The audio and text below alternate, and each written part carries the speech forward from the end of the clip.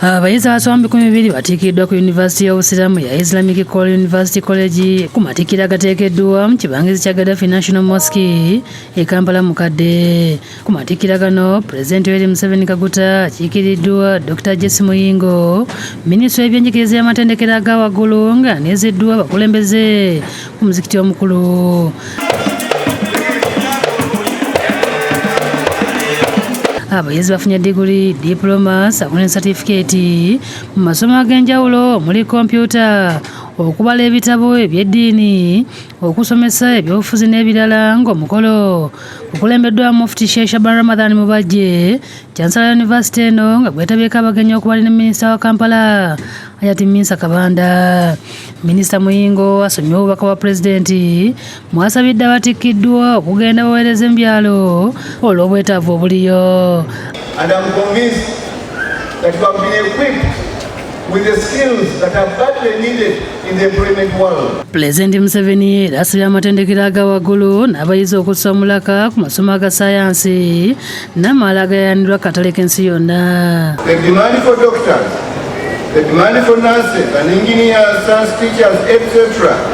is very high. Ye mu bubaka bwe Minisita asabye Bannayuganda okukuuma emirembe n'ebituukiddwako mu ggwanga mu kulonda okubindabinda ate balonde President Museveni ne bannakibiina kya NRM bonna abeesimbyewo. As we go towards 2026, that you, at a certain time you will be required to make a tick on the President waffe, on the Minister waffe. Remember those who have done good to you and to reward them.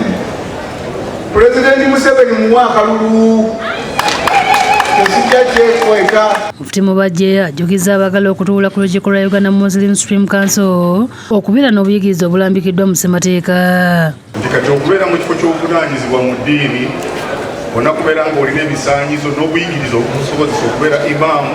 Ssentebe w'akakiiko akafuzi aka University eno Professor Engineer Dr. Badru Kigundu n'omumyuka wa Chancellor Dr. Abdallah Idris Serwadda beebazizza President Museveni olw'ebirungi by'akolera obusiraamu. Convey our gratitude to the government of the Republic of Uganda under the wise leadership of His Excellency Yoweri Kaguta Museveni Mutahabulwa for creating an enabling environment for the establishment of higher education.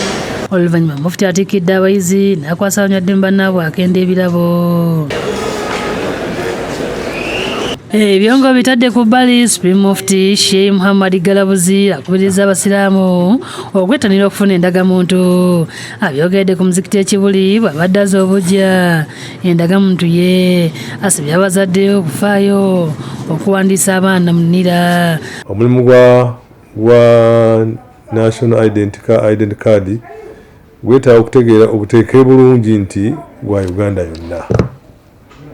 Ogwetaagisa buli muntu munnayuganda okubeera nga agwenyigiramu. Abakozi bannira era baliko n'abakulembeze abalala ku muzikiti ekibuli be baddirizza obujja endagamuntu zaabwe saako abamu ku batuuze b'omu kitundu.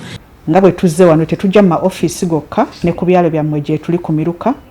So bw'obeera owulidde nti nireze watusobodde tuka ku ofiisi tuli ku Muluka. Sheikh Yasin Kiweewa akulira ddaawo ekibuli asimye obwangu obukozesebwa abannira okola ku bannayuganda n'abeebaza okugenda ekibuli omulundi ogwokubiri. Nafuna okutya gye babadde bawandiisiza mu bitundu ebirala nga muntu agenda ku makya nadde essaawa 10 nadde essaawa 8. Maria Nantumbwe ne Sulaiman Mutebi be bakusakidde eggulu eno ku Lwabukedde TV.